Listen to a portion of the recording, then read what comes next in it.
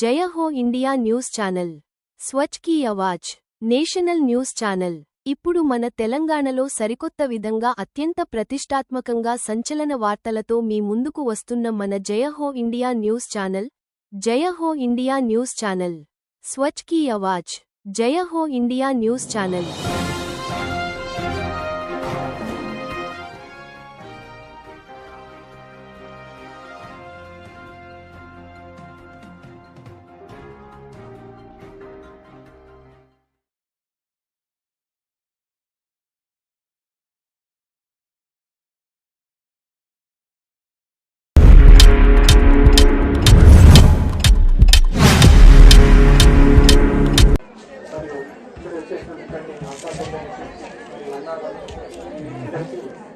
ధన్యవాదాలు. నమస్కారం. ఈరోజు మనకు తెలంగాణ వచ్చిన తర్వాత రెండవ సాధారణ పురపాలక ఎన్నికలు జరుగుతున్నాయి. ఇంతకుముందుకు మన గ్రామ పంచాయతీ పురపాలక సంఘం చేయాలనేటువంటి ఆలోచన గత ప్రభుత్వం చేసి మనకు అనేక అవకాశాలను కోల్పోయాం. అభివృద్ధి మాత్రం ఏమీ లేదు. ఇప్పుడు మనకు చాలా సమస్యలు మేము పరిగణిస్తుంటే, ఓటర్లను అభ్యర్థిస్తుంటే చాలా వార్డులు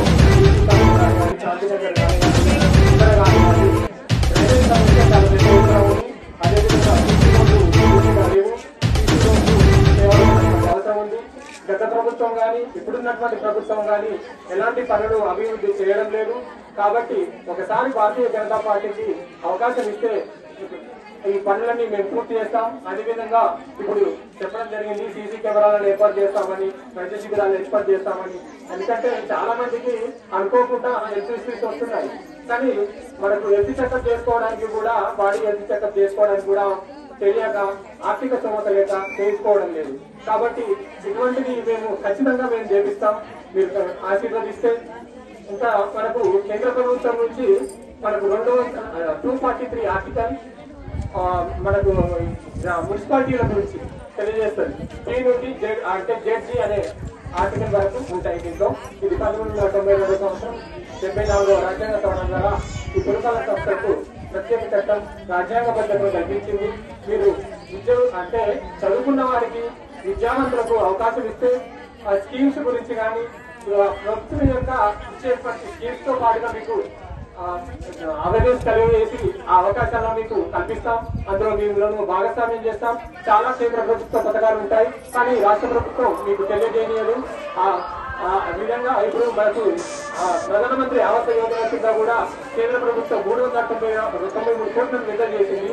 కానీ అది రాష్ట్ర ప్రభుత్వం ఎక్కడ కూడా కనిపించదు, చెప్పదు అసలు. అంతేవిధంగా మనకు సన్నబియ్యం కూడా ఇవ్వడం జరుగుతుంది. ప్రతి వ్యక్తికి 5 కేజీల సన్నబియ్యం కేంద్ర ప్రభుత్వం ద్వారా అందుతున్నాయి. కానీ అది మనకు తెలియజేయకుండా రాష్ట్ర ప్రభుత్వమే ఇస్తుంది. అది అన్నట్టుగా మీకు మధ్య పెడుతుంది. అదేవిధంగా మీకు తెలియజేసేది ఏమన్నా, చాలా మంది అభ్యర్థులు మీరు అనేక రకాలుగా ప్రలోభ పెడతారు. 5,000 ఇస్తాం, 10,000 ఇస్తాం, ఓటుకు మద్యం ఇస్తాం. ఇప్పటికీ ఆల్రెడీ చెప్తున్నారు. మేము అభ్యర్థులు మేము ఓటర్లను తెలుస్తుంటే వాళ్ళు ఏమంటున్నారంటే, ఆల్రెడీ కొందరు చికెన్ ఇచ్చిపోయారు, మటన్ ఇచ్చిపోయారు అన్నట్టు. అంటే ఇది ఒక వ్యవస్థను తప్పుదో పట్టిస్తుంది, ఒక ప్రజాస్వామ్యాన్ని కూలీ చేస్తున్నారు. ఇలాంటి దానికి మీరు మార్పు చేయాలి, మార్పు తీసుకురావాలి. అలాంటి వ్యక్తులను మీరు ఖచ్చితంగా ఓడించి తీర్చాలి. ఎందుకంటే ఒక నీతికి, నిజాయితీకి మీరు పట్టం కట్టాలని మీరు పిలుపుకుంటున్నాను. తప్పకుండా భారతీయ జనతా పార్టీ అభ్యర్థులు ఆలేరు పురపాలక సంఘంలో మెజారిటీ సీట్లను గెలుచుకోబోతున్నారు. చాలా వేరుంది భారతీయ జనతా పార్టీకి, మంచి వేరుంది. ఈ ఫ్లోలోనే ఖచ్చితంగా ఆలేరు పురపాలక చైర్మన్ కూడా కైవసం చేసుకోబోతుంది. కాబట్టి మీరు అందరూ అన్ని వార్డులో, ఏ వార్డులోనైనా భారతీయ జనతా పార్టీ కమలం గుర్తుపై ఓటు వేసి అందరి అభ్యర్థులను గెలిపించాల్సిందిగా మనస్ఫూర్తిగా మిమ్మల్ని కోరుకుంటూ శిరస్సు నుంచి నమస్కారం తెలియజేస్తూ ఈ అవకాశం ఇచ్చినటువంటి మీకు, ఇక్కడ పెద్దలందరికీ ధన్యవాదాలు తెలియజేస్తున్నాను.